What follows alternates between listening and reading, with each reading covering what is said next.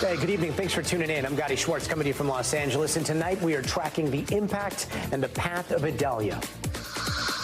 We are in the thick of it, and we are getting pounded by some heavy winds and heavy rain. Now, that storm made landfall this morning in Florida as a Category 3 hurricane with deadly effects, but has since lost steam heading towards Georgia and the Carolinas. Even still, it is continuing to bring havoc, as you can see from this tornado flipping a car just outside of Charleston. And the worst is not over for the people of Florida, where at one point more than 250,000 were without power today. And it's going to be very, very dangerous. And there we go with our power here.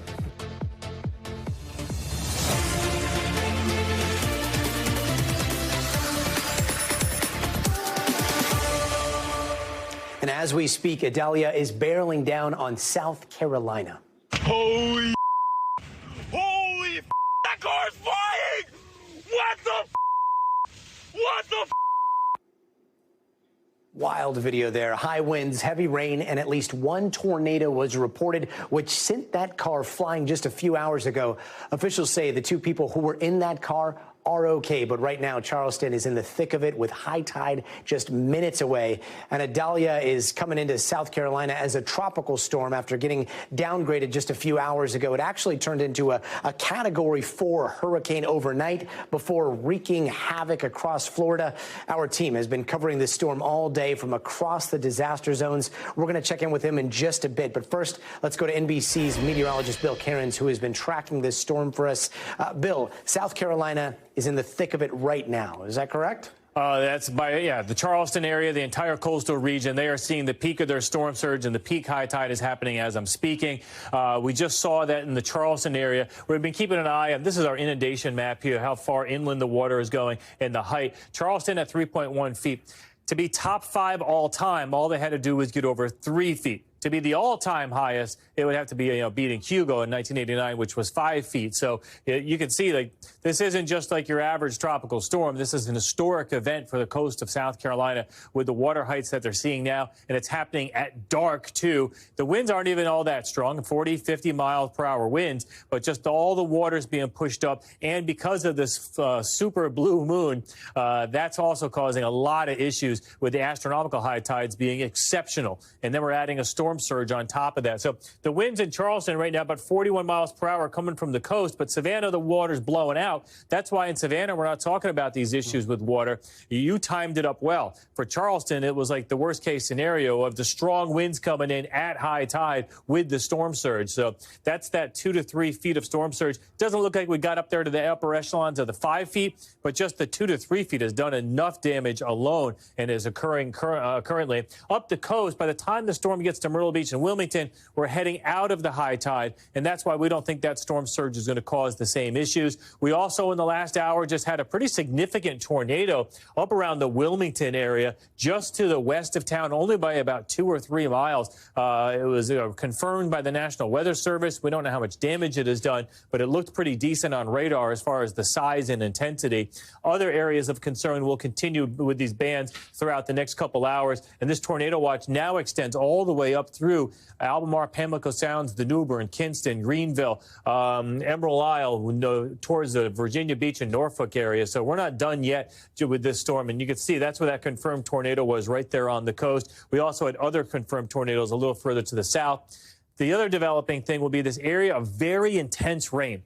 We haven't had a lot of flash flooding. Valdosta was probably the worst earlier today. But just to the south of Orangeburg, in this band right here, it's not moving very fast with the storm. But it's producing epic rainfall rates, probably about 2 inches per hour. And that's right along I-95, too, through South Carolina. So we're going to have to watch that for flash flooding. So here's the new update from the Hurricane Center. They did take the max winds down to 65 miles per hour. I haven't heard a lot about additional power outages with the storm lately. I don't think we're going to see anything too widespread. We take it over Myrtle Beach by about 3 a.m. By the time everyone wakes up and the sun comes out, the storm is off the coast. And these are these areas that flash flooding, Gadi. So, the story's going on right now. We got flash flooding in South Carolina. We have a top 5 all-time storm surge heading into Charleston as we speak. And we still have isolated tornadoes that we have to be worried about. Another night of uncertainty. Bill Cairns, thanks so much. And the storm has been raking across Georgia and the coast there, as you just saw over the last few hours. MSNBC anchor Lindsey Reisner is joining us now from Savannah. Lindsey, good to see you. How are things looking out there? Hey, Gadi, we are right now seeing a little bit more rain, some strong gusts right now. My cameraman actually just grabbed the light so it wouldn't fall away. Right now, we are keeping a close eye here on the Savannah River because it is as high as we have seen it so far today. It's splashing up a little bit right here onto this riverfront, not cresting, but this is the concern, that we would see high tide at the same point that we would see the highest winds of the day. Now, so far, these gusts, they haven't been unbearable. We definitely have seen stronger conditions earlier in the day, but time will tell what happens. So earlier today, we saw rough waters here on the river, white caps. We saw flash flooding in parts of Georgia. Bill just mentioned Valdosta. They saw flash flooding. They had some water rescues there. That's closer to the Florida-Georgia line. You have to keep in mind, Gadi, that Idalia came into the state of Georgia this morning at 10 a.m. as a Cat 1 hurricane, and so some areas definitely got hit. And then also 90 minutes south of where I am, Camden County, they are urging residents to conserve water because one other thing we've seen throughout the state is power outages. More than 100,000 people in the state of Georgia without power, and so that is impacting the utilities' ability to operate, Gadi. And I know there's a lot of low-lying area in Savannah. How are the homes there holding up so far? That is the concern. I mean, the mayor has been saying this is a low-lying area. Savannah is surrounded by water. He told people to hunker down, ride it out. He didn't order mandatory evacuations because he thought that would send people west in the path of the storm as well. So he asked people to stay put. You see some people are out walking around here, even now with some higher winds. But definitely the storm surge is still a potential concern throughout the evening, Gadi. And for those that are without power right now, any word on when that'll come back on? I mean, crews can only go up in those tall buckets, the governor says, when the winds have died down. So in some of those parts of the state, hopefully that was this afternoon. But we know it'll take longer for other areas, Gadi. Lindsey Reisner, thanks so much. And turning now to Charleston, South Carolina, where NBC's Kathy Park is. Kathy, high tide is supposed to hit in literally just a few minutes there. What's it like right now?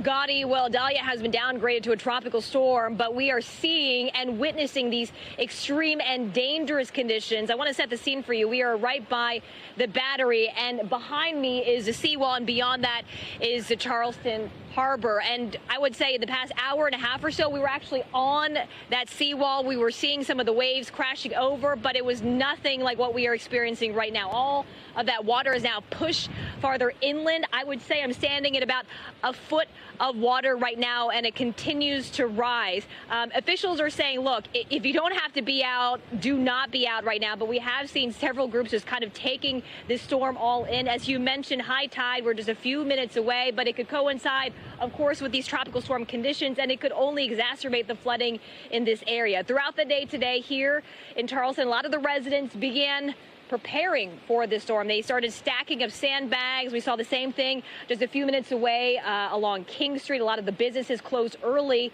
because they were preparing for something like this. This is just the beginning, Gadi. We anticipate conditions will only worsen, deteriorate during the overnight hours. So it kind of remains to be seen how much worse it could get. And Kathy, we know of at least one tornado that was reported there. It's a pretty crazy video. So on top of the tropical storm warning, you're also dealing with high tides and a tornado watch? Yeah, just a couple of hours ago, there were several warnings and watches throughout this region, and there was one in particular, Goose Creek, South Carolina, which is about 20 miles north of where we are right now. We're told that an apparent tornado touched down, flipped over a car, injured 2 people inside. But this is kind of the stuff that we're experiencing, Gadi. Things are changing, and things are changing rapidly. In fact, as I mentioned a few minutes ago, we were standing by that seawall. We had to evacuate to higher ground because we were essentially getting trapped. So the water continues to rise, and things are not looking good at this hour. Gadi? And just to recap, I mean, and it looks like right now, is what you're standing in a road? Was that a road? Correct. I'm standing in the middle of the road. Obviously, I don't want to get too far in there because I just don't know how deep the water is. And that is kind of the advice that officials are saying, especially now that it's dark. You don't know how high the water is getting. So if you do see standing water, don't drive through it. We're in a safe location right now. But yes, Gadi, just a few minutes ago, this was not underwater, but now it's about a foot underwater right now. And besides your lights, it does look extremely dark out there. Is the power on? And did a lot of people evacuate? From our understanding, a lot of these homes, it appears the lights are still on. We're actually being lit up by our vehicle because it has gotten so dark in the area. But that really is a big concern, especially during the overnight hours. And that's why officials are urging people to stay indoors. You just don't know how bad the conditions will be, and you just don't know what you'll come across, especially with nightfall. Absolutely. Kathy Park, thanks so much, and please stay safe out there. Again, right now, the big concern for most of the coastal area is storm surge. Up to 5 feet is forecast for parts of Georgia as well as North and South Carolina. And joining us now is Ben Elmquist. He is the Emergency Management Director in Charleston, South Carolina. Ben, welcome. Thank you so much for joining us. High tide is any minute now, 8:24 along the Charleston coast. What is your biggest concern over the next hour or so? So, of course, our biggest concern is going to be that tide water coming in, plus the storm surge. Of course, we've got high winds coming in. We've already had some tornado activity throughout the day. So it's just everything coming together. You know, we want to make sure that our residents are as safe as we can possibly keep them, while also making sure that we're looking out for our first responders and other field crews. But it's definitely the water that is the biggest concern to us right now. Ben, I'm glad you brought up that the tornado and the car that seemed to be flipped over. I'm not sure if you've been able to see that video. It was over by Goose Creek, if I'm not mistaken, over by Charleston. This is the video right here. You see other cars on the road, and they are okay, but it seems like this car just gets picked up by the wind and just tossed like it's a toy. When you see that, what's your message to other people that might be out on the road or in the path of a storm like this? Well, it really just speaks to the unpredictability of a storm like this. At that time, conditions seemed okay to a lot of people, but it only takes just a little bit of a change in conditions like that, and you can have a catastrophic incident for somebody. So we always preach, you know, make sure you're making the best decision possible for you and your family. Keep your loved ones safe. Keep yourself out of harm's way. It does not hurt to be more precautious than you think you have to be. And thankfully, everybody in that car survived. I want to ask, are there any other issues that you're seeing right now, power outages in particular? We are starting to see the beginning of power outages throughout the region. We anticipate statewide, it's going to be roughly 250,000 power outages. Of course, a lot of that's going to be here in the low country of South Carolina. We're already coordinating with power utility companies to make sure that everything's ready to go to restore power as fast as possible. And from what's happened so far, how do you think this compares to other storms? Well, this really speaks to a lot of how, you know, we try and tell people it's not just a tropical storm. A tropical storm is still very dangerous, and given the additional conditions that we had here with an extra high tide, we treated this more like it was a Category 1 hurricane when it came through here. We took extra precautions. We stepped up our operating posture to make sure that we met the challenges that we knew were going to come with this. And looking at the next 12, 24 hours, how soon can you get crews out there safely to start assessing damage and restoring power fully? So there's going to be a lot that goes into that as far as road accessibility and everything. But we're looking at when the winds die back down below 35 miles per hour, that's when it's considered safe for those utility vehicles to start operating again. So that's kind of our threshold right now. Got it. Ben Elmquist, thanks so much for joining us, and our thoughts are with you guys. Thank you. And Florida is no stranger to hurricanes, but this one made landfall in a spot that hasn't had a direct hit like this until this morning. Take a look at these new aerial images coming in from the coastal areas that got hit hardest. On the left is Ozello, Florida, before the storm. On the right, that picture was taken just a few hours ago. Many streets are completely underwater. And here's a little more of what was captured during and after that storm. 5:30 a.m. The Gulf is completely out of its banks. It's overwhelmed G Street.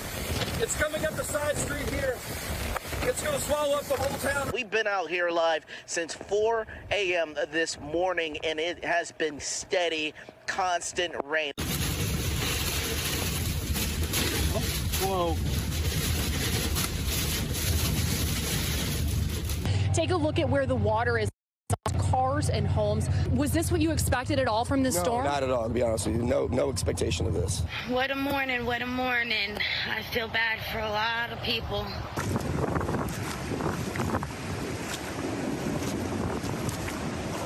Well over knee deep.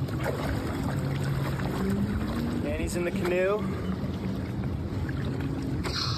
See what we find. Water is rising, and as you can see, we have lost everything in our house. It don't matter. We have each other. That rain was relentless. Places like Tallahassee, Tampa, Fort Myers had 3+ inches add up. Now, it made landfall in Keaton Beach, Florida as a Category 3 hurricane. Tom Yamas has been anchoring our coverage from Perry, Florida. Tom, what's it like where you are?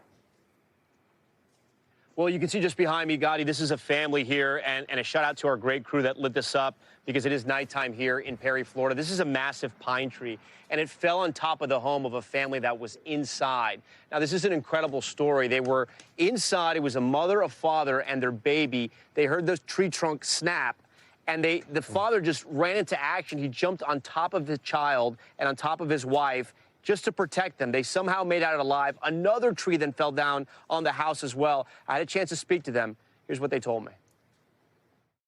I heard the cracking of them trees, and I actually got to see some of the limbs coming down from one of them, and I just jumped on top of them and just stayed on top of it until I knew that they had failed. What was going through your head? I thought it was going to crush us, for sure. He thought it was going to crush us. Isn't that so crazy to hear, Gadi? Imagine being in there with your family. It's just so wild. And this is just one family, one house, one story. All around the Big Bend area, there are stories of survival like that. And there are still situations that require rescues. There were towns that were cut off, communities that people were stranded because that storm surge came in. It was so strong. It was historic. In Cedar Key, I had a chance to speak to one of the commissioners tonight, and she was just telling me, I mean, they got completely wiped out over there, but they're building back. The mayor's out there, even the mayor's mom, they're all trying to pick up the pieces, trying to make sure everyone's okay, but it's going to take a while for people to get back to normal because there's such true devastation. I think the best way to describe this area right now, it's also called Florida's Nature Coast. These are small towns with some big damage tonight. Gadi. Big damage. And Tom, I mean, I can't get over the size of that pine tree. And then there was that wide angle of the two of you talking, and it looked like there were massive trees all around you. A lot of them were down. Yeah. Are there a lot of homes that have that kind of damage? You know, in Perry, there's a lot of these beautiful pine trees that have been split in two. It almost looks like somebody came with an axe and chopped them up really high. It's actually quite striking to see, and so a lot of homes were crushed. A lot of businesses had their roofs ripped off. I spoke to a woman who owns a salon in downtown Perry, where Governor DeSantis spoke earlier today, and I asked her what she thought of this and if she had ever seen anything like this. Here's what she told me. What surprised you about the storm? Well, how hard the wind blowed and as much water that did come in down around our coastal areas. Have you ever seen anything like this in Perry? Absolutely not. No, we had storm of the century in '93, but that hit the beach, you know, and everybody was unaware of that storm. But no, I've never seen anything like this. So, Gadi, that first gentleman there that we interviewed, that was the sheriff of the county here. And he was just telling us how surprised he was at how powerful this storm was. A lot of the communities, and he's responsible for one of them, it's called Steinhatchee. And he says right now there's a curfew there because it's just too dangerous for people to get in there. They want to make sure they're able to rescue everybody. And as it gets late, there's no power here. Tens of thousands, if not hundreds of thousands of people without power at this hour. It's hot. The bugs are here, so you can imagine what the nights ahead are going to be like for the people here. Gadi? Yeah, we're hoping that power comes back on very quickly. Tom Yamas, thanks so much. And joining us now on the phone is Joe Mattil. He lives in Cedar Key, Florida. He waited out the storm there. Joel, can you talk to us about your experience? It sounds like it went from 0 to 100 extremely quickly. No, definitely. It was, kind of quiet and just creeped in on us. And the next thing you know, the water was here and it was going really fast and really windy. So, yeah, it definitely startled us. Joel, did a lot of people decide to stay behind? No, it was just me and a couple of buddies, and then one poor couple that got stranded here. So that was it. And where are you right now? You, from what I understand, it's a motel that doesn't have power. Is that right? Correct. Yep, that is correct. Any idea on when that's going to be turning back on? Right now, it's just rumors. So some people are saying up to a week. Some people are saying it's going to be a couple days. I mean, I don't know. They never really give you the real answer. So. And have you been able to go outside and see some of the damage around and what it looks like? Oh yeah, it turned into a beautiful day here today. Actually, once the storm passed, it was very nice. But there's quite a bit of damage all around town. Restaurants, hotels, homes, obviously. It's pretty. Yeah, it's bad. It was pretty rough. Is it mostly wind damage, or is it flooding, or what are you seeing? Wind and flooding for them. A lot of things heaved. It seems like there was a lot of pressure, so it kind of pulled things up, and then kind of just dropped them back down, and everything's just a mess. And the surge just pushed, slammed through walls. So it was just awful. And when the hurricane was barreling through, I mean, you guys took some of the brunt of it there. How long did it last? Was it just sustained wind? Could you feel the pressure dropping? It was weird. It went, again, even as it came in slow and then, went 90 miles an hour. It was doing the same thing when it kind of went out. It was all in and then kind of went to half speed and then just kind of faded away. Well, Joe Mattil, we're so thankful that you're okay, and we hope you stay safe out there. Thanks for joining us. Thank you very much. And now let's bring in Maggie Vespa in Tallahassee. Maggie, what are the major issues you're seeing there? Yeah, so Gadi, the biggest issue right now is restoring power, frankly, across the area. Last check, we had about 20,000 people, give or take, who just in Tallahassee alone don't have power. And that's been a story that's kind of been playing out all day, starting with, I want to show you this video from the governor's press conference this morning. This was the first of several press conferences he held throughout the day. And in the middle of his speech, kind of giving an update, around 7 a.m. or so, the power immediately went out just as he was giving his remarks. Generators kicked in, the power came back on, but he just pointed out that that was something that people were going to be facing throughout the day. And a big issue as to why that's happening, or a big cause to all of that, is the number of downed trees in this area. Cut to later today, the First Lady of Florida, the governor's wife, Casey DeSantis, tweeting out a photo of what she said was a 100-year-old oak tree that had fallen on the governor's mansion. The governor's wife saying that she was home with their kids at the time, that no one was injured, but that their thoughts and prayers are with those who were basically impacted by this storm, which, of course, is a message that is resonating statewide tonight. But suffice it to say, here in Tallahassee, just a collective sigh of relief can practically be heard in the air. They really dodged the worst of this storm, and that was apparent in my conversation with the sheriff earlier today. Take a listen. Our major concerns right now are outages, utility outages, electric outages. We've got about 40,000 persons without utilities in our community, without lights and power. We're very fortunate here in Leon County that we're talking about utilities being our only major concern. As he said, very fortunate. That's really the only major concern. No injuries, no really major damage to buildings in this area. Again, he said 40,000 without power in the area. That was earlier today. It's now been basically cut in half, and crews are still working. And again, that is a story that's playing out statewide. Gadi, we just got another update from the governor this evening. He said as of basically 6 p.m. local time. He said more than 250,000 Floridians had their power restored, but they're not even halfway into the job that lies ahead of them. The governor noting more than 300,000 people across the state are still without power tonight. But again, Gadi, here in Tallahassee, everybody just relieved. They're telling us that they feel like they dodged the worst of this hurricane. I'll send it back to you. Yeah, could have been so much worse. We're glad it wasn't. Maggie Vespa, thanks so much. And a quick reminder, Adalia is over South Carolina right now, and in Charleston, it just hit high tide, which could make things a whole lot worse. We're going to have an updated forecast when we come back.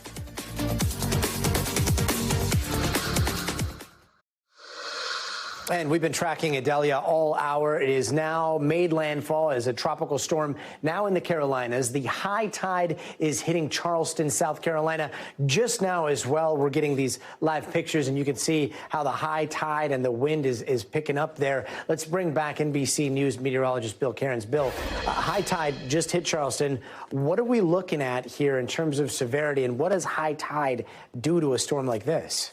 Yeah, well, go back to that picture, and we kind of explained what we're looking at there. So obviously the left is where the water should be. We have the seawall. You can see the buildings there on your right, if we get that picture back up at the downtown Charleston. And it appears that there's about 1 to 2 feet of water on the roads, typically where you'd see people walking and standing and things like that. So, yeah, so the downtown Charleston is the story. Right now, it's the 5th highest water levels we've ever seen in recorded history, and it's approaching Matthew in 2016, and it's all, inches, like maybe an inch or two below it, and that's it. Here was the message from the National Weather Service in Charleston. They're saying dangerous coastal inundation is going on across much of lower South Carolina coast. Do not go to the beach. Stay out of the flood waters. They're saying this is a very dangerous situation, not just in Charleston, but all through the coastal regions. So this is what we're watching, the major flooding. This is the Charleston area here, and it hasn't been as bad towards Savannah, but I'm sure all the areas here from Hilton Head northwards, that's where all the water is piling up. The winds themselves haven't been all that intense. It doesn't look like we've lost power in many areas. Charleston, 41-mile-per-hour winds, and still about 41 on the backside. So it's mostly just a water situation. For anyone that's not in the storm, that is clear skies, you can see this full moon, and it's very close to us. So it's the second full moon of the month, so it's a blue moon, and it's one of the closest moons to us of the year, so they call it the super blue moon, and that causes the oceans and stuff to rise even more. So this storm hit the coast of South Carolina at the worst possible time. I mean, if I was to circle on a calendar when I would not want a hurricane or tropical storm to hit anywhere in the U.S., it would have been tonight at this high tide, and unfortunately, that all just timed up horribly for the Charleston area and for the South Carolina coast. Now that we start heading towards low tide, when the water is peaking in Myrtle Beach and Wilmington, the water will still be high, but it shouldn't be as damaging as what we're seeing on the South Carolina coast. We also still have to watch out for a chance of isolated tornadoes. We've trimmed this back a little bit. Charleston's out of the tornado watch, but Georgetown, Myrtle Beach, the Wilmington area, Wrightsville Beach, this area still has a chance of isolated tornadoes, including all the way through the Albemarle, Pamlico Sound, Emerald Isle, the New Bern, Atlantic Beach, back up through Outer Banks. All those areas will have a chance for isolated tornadoes tonight. And you can see here, there's Charleston down there to your south, and all of these thunderstorms to the north here, let alone flash flooding, but also the chance of an isolated tornado. So the Hurricane Center will probably keep this a tropical storm for the next 2, 3, 4, maybe even 5 days, because after this exits the coast, it's just going to head out to sea. It may spin harmlessly off the coast for a couple days.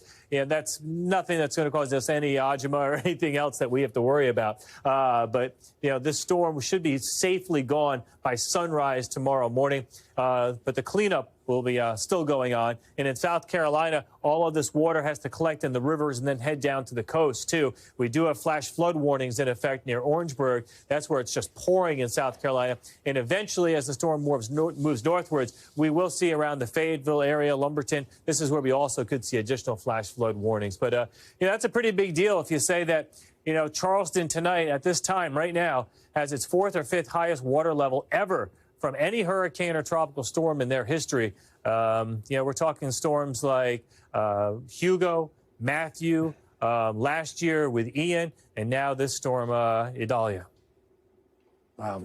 Looking ahead, there's a lot of chatter already that there's the possibility that Adalia might loop back after the Carolinas after going out and then revisit the Southeast in the next week or 2 weeks. Is Is there any truth to that or possible? I mean, it would probably be a percent of a percent. Nothing that I'm not going to lose any sleep over. I'm concerned about whatsoever. I'd be more concerned about what's going to probably come next in 2 or 3 weeks, because we are in the peak of the hurricane season, and that's kind of how it plays out. These waves will start coming off the coast of Africa. We'll probably get a good week or two to catch our breath, and then we'll probably have to watch out for that next threat.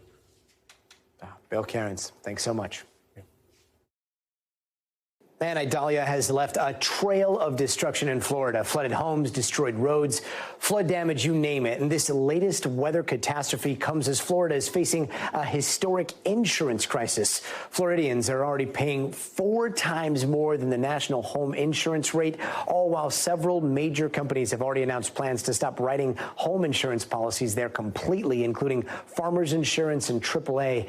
And so far, experts are estimating tens of billions of dollars worth of damage due to Adalia. And for those without insurance, that hit could be severe. Let's bring in NBC's Brian Chung to break it down for us. Brian, what are we looking at in terms of damage right now, and what's it going to look like going forward?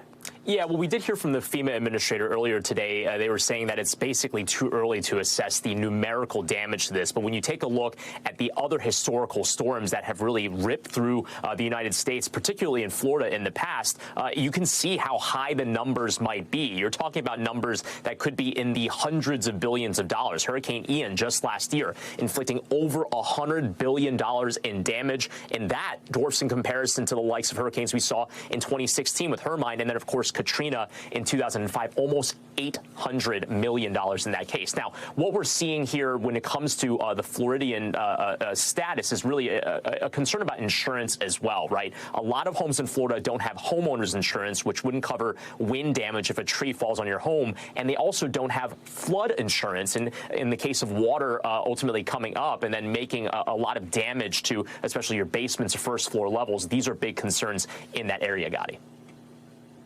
And why have insurance companies pulled out of states like Florida? And what does that do to premiums for everybody else?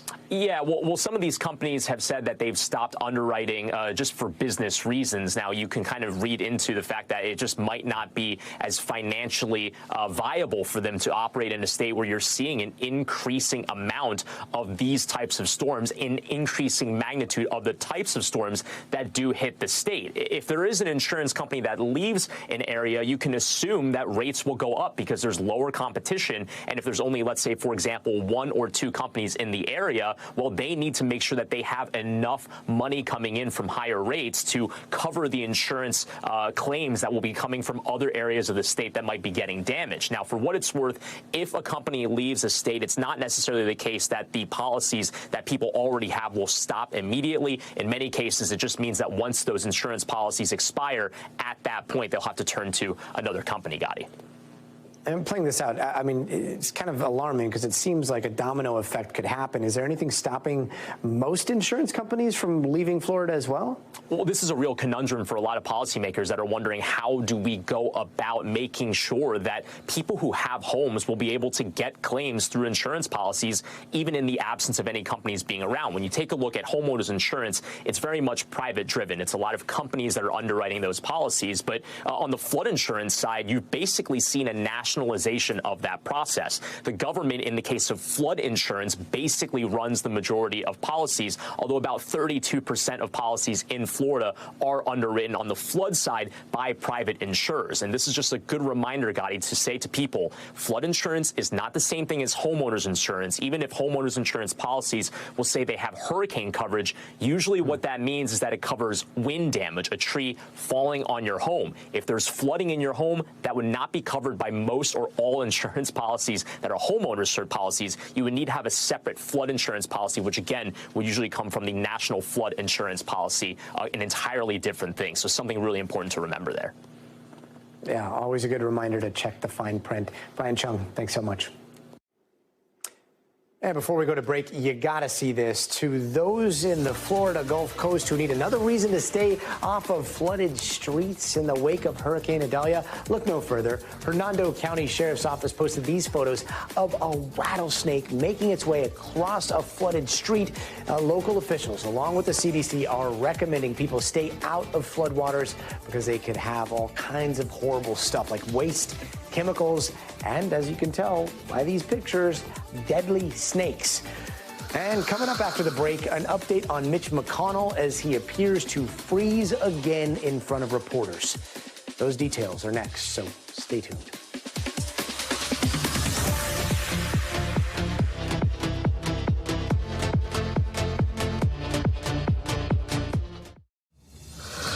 Hey there, welcome back. And here are some of the other headlines we're watching tonight.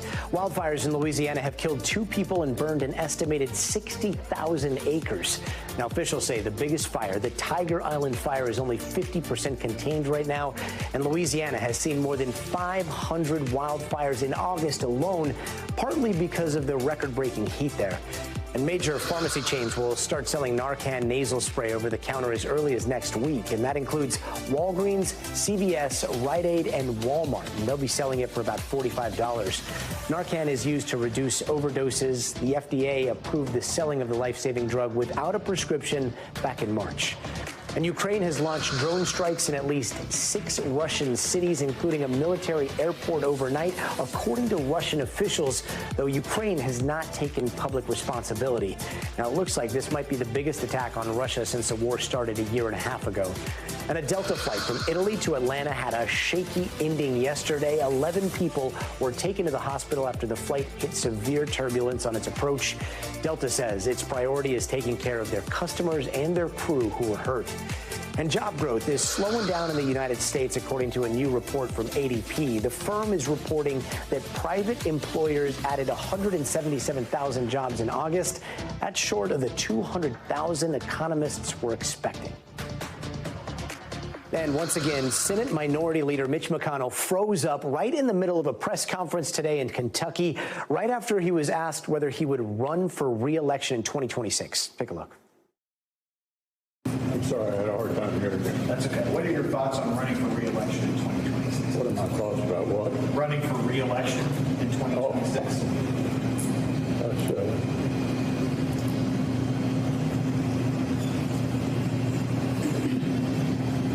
Did you hear the question, Senator? Running for re-election in 2026?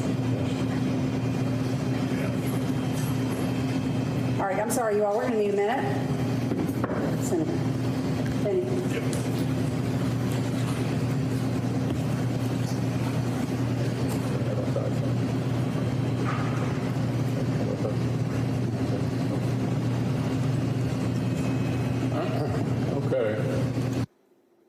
Now, this is the second time this has happened on camera in just a matter of weeks. It kind of opens up an uncomfortable but pretty obvious conversation, not just about McConnell's future, who is 81, but Senator Dianne Feinstein, who's 90, who we also saw seem to get confused during a committee vote last month. Now, here's the thing. The U.S. Constitution has a minimum age for elected office, 25 for the House, 30 for the Senate, but there is no maximum age. Still, some careers have forced retirement ages. Commercial pilots cannot fly past 65. Air traffic controllers are forced to retire at 56. Regular commissioned officers in the Army, the Navy, the Air Force must retire a month after turning 64. We're going to touch on all that in just a bit. But first, let's bring in NBC News' Sahil Kapoor. Sahil, can you tell us a little bit more about what happened today? Is Senator McConnell or his team talking about what we just saw there? They are, Gadi. It's the second time in a 5-week span that we've seen something like this happen with Senator McConnell. The last time was just a few days before Congress went on recess. A very similar situation. He was speaking to reporters. He was asked a question. He froze for a lengthy period of multiple seconds and ultimately returned and took questions. Now, McConnell's office is saying that he felt momentarily lightheaded and paused during that press conference. A McConnell aide adding, quote, while he feels fine as a prudential measure, the leader will be consulting a physician prior to his next event. They did not say whether or not he spoke to a doctor, consulted with a physician after the previous event. Now, McConnell did take more questions after that happened. He answered that question. He took further questions. One of them was about former President Trump, the frontrunner for the current Republican nomination. Let's have a listen to what he said. It's a question about Trump. I'm not going to comment about the presidential race, either on the Republican side or the Democrat side. Okay, thank you all. Okay, thanks. Thank you. Sorry, thank you. And that's a familiar move for McConnell. As anyone who covers him knows, he does not like commenting on Trump anytime. Recently, McConnell is also calling some of his top allies in the Senate Republican Conference, including John Thune, his chief deputy, as well as Steve Daines. Both their offices tell NBC News that McConnell sounded fine, sounded like himself in their conversations. Gadi. Sahil, up there on the Hill, is there any actual substantial talk about maximum age limits? There is talk of term limits, and I should emphasize that this is talk. There's always been some talk, but it requires an enormous amount of support in Congress to get that ratified, as a constitutional amendment, which is what it would take. There are some who are reviving their push for it in light of what's happening with Senator McConnell, in light of Democratic Senator Dianne Feinstein, who is about 90 years old and has a number of these senior moments on Capitol Hill. One of them, who calling for this, is Democratic Congressman Dean Phillips, who has called for generational change in both parties, including his own. There's a tweet from him today that says, quote, "For goodness sake, the family, the friends, and staff of Senators Feinstein and McConnell are doing them and our country a tremendous disservice. It is time for term limits in Congress, for Congress and the Supreme Court, and some basic human decency," unquote. Again, that requires a lot of support, and for now, Gadi, there's no indication that that support is there. Sahil, thanks so much. And this morning, a big loss in federal court for President Trump's former lawyer, Rudy Giuliani. A federal judge has ruled that Giuliani is liable for defamation in response to a lawsuit from two former election workers in Georgia who said that Giuliani lied about them and ruined their lives. In one example, they say Giuliani accused them of passing around USB ports like they were vials of heroin or cocaine. In reality, they were passing a ginger mint. Last year, they told Congress what happened to them after they were targeted by online threats and hate. I don't go to the grocery store at all. I haven't been anywhere at all. I've gained about 60 pounds. I just don't do nothing anymore. I don't want to go anywhere. I second guess everything that I do. It's affecting my life in a major way. And joining us now is NBC's Justice and Intelligence correspondent Ken Delaney. And Ken, so big loss for Giuliani, but not in the sense that this was already decided by a jury, right? This seems to be coming down from the judge, and a lot of it seems to be the result of some kind of sloppy lawyering in court, right? Lack of lawyering, Gadi. That's right. But first of all, that clip that you just played really underscored Rudy Freeman and Shay Moss really showed the public the human cost of some of these election lies. Here were two lives that were really upended by false allegations of election fraud by Rudy Giuliani. And so they sued him for defamation in a Washington, D.C. court. And as the case was progressing through the standard litigation procedure, they were asking for documents from Giuliani under what's known as discovery, and they were entitled to those documents, and he refused to turn them over, including financial information. This is all according to the judge's opinion today. And finally, the judge said, look, I'm going to have to levy the ultimate sanction here, which is that I'm going to find you liable for defamation. And so now all that's left in this case is for her to decide the damages. It's a huge loss. It's the ultimate sanction. And, look, Rudy Giuliani is facing a number of obviously legal battles on a number of fronts, and perhaps this wasn't at the top of his list, but now he's really paying the price, Gadi. And if Giuliani confessed that he made false statements, what is his defense, or what was his defense? Well, his argument was he stipulated that the statements he said were false only for the purposes of that case. What the judge said was that he wanted to sort of get through the lower court process so he could appeal this case and try to throw it out on appeal without really getting the facts on the record. And she said she's not going to let him get away with that. He needed to provide the discovery. He didn't do it. I mean, his defense was that this wasn't defamation as a legal matter, but that's gone now. The judge has ruled that, in fact, it was. And what's next with this particular case? When could we see possible damages handed down? Yeah, now there will be a trial on damages, and Rudy Freeman and Jay Moss will be able to bring in witnesses who can show how their lives were affected by this, what their potential monetary losses were. And the other thing the judge decided was that the jury could impose punitive damages in this case, and she still ordered Giuliani to turn over information about his finances because punitive damages are often related to the defendant's ability to pay and what would punish the defendant. It's not a good situation for Rudy Giuliani, but then again, he's facing the loss of his freedom in Georgia. So this may not be at the top of his list, but it's a serious matter. Ken Delanian, thanks so much. You bet. And before we go, the future of everything. A cold case from 1974 was solved with the help of new technology. A tiny stain on Carla Walker's clothes helped police catch her killer. And now her name is being talked about on Capitol Hill to make sure other families also find justice. That story's next, so stay tuned. If you've left DNA at a crime scene, it's a matter of time before someone like us or us processes that crime scene.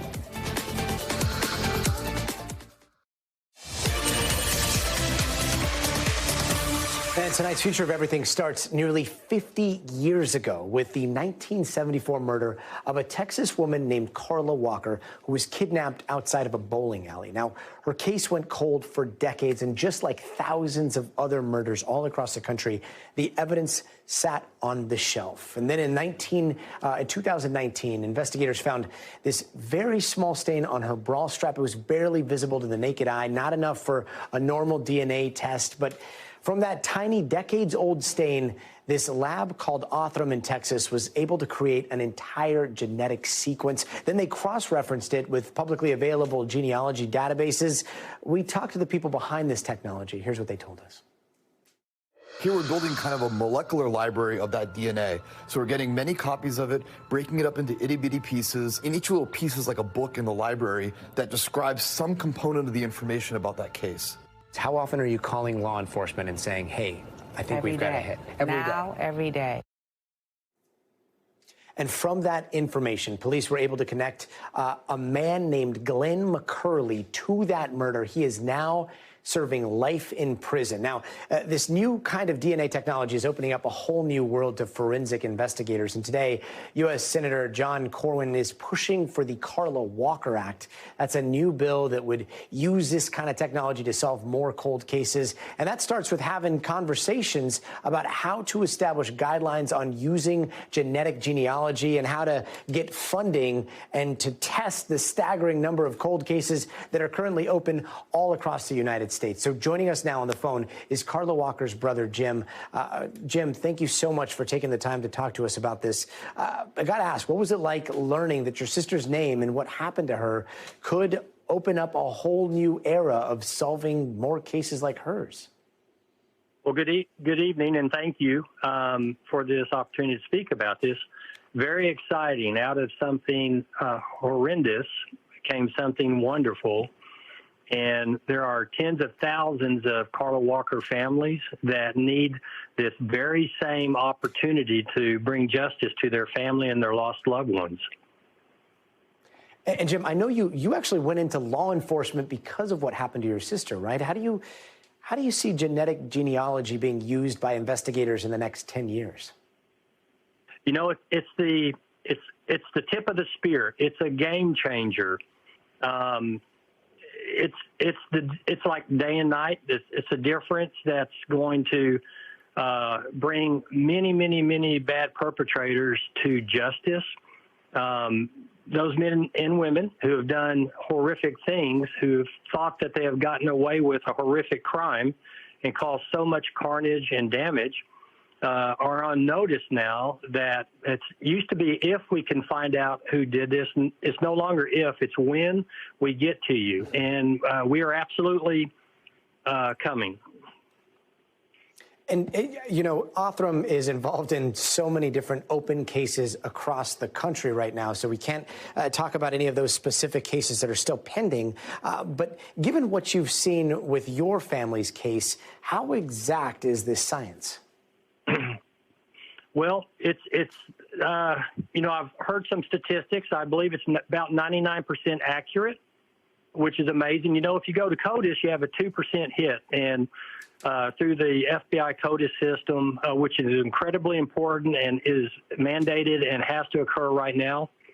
But this technology, what it does is it brings to light a viable, reasonable lead that law enforcement then investigates. And what we've found, really without exception, is the accuracy is incredible. And what has this meant to your family? You know, it's meant the world. You never have closure when you lose somebody, and every Christmas, Thanksgiving, Easter, special days, birthdays, there's always an empty chair. You know, I had to, we weren't able, my parents were not able to have closure, although they never gave up. And our perpetrator lived less than 1 mile from our house for 45 years, drove by our house weekly, and it brought us great satisfaction to be able to bring him to account for this. And also, too, it allowed me to provide forgiveness, but to let him know that he would never, ever breathe another day of free man's air. He would die incarcerated.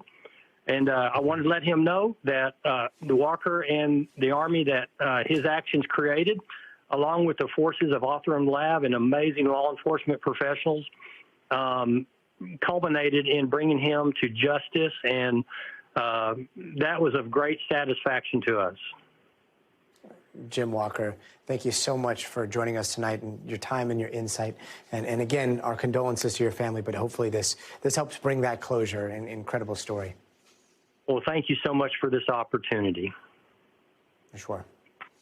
And we're going to leave you folks tonight with a final look at Tropical Storm Idalia at this hour. This is the seawall in Charleston, South Carolina, where they are now at a high tide. The National Weather Service there is saying that water has breached the Charleston Battery, and the dunes have also been breached with water flowing into homes, onto roads. The tide there is already one of the top peak tides in the state's history, coming in at about 9 feet in some places. Stay with NBC News now for more on Tropical Storm Idalia. We'll be back tomorrow with continuing coverage, but until then, stay tuned now.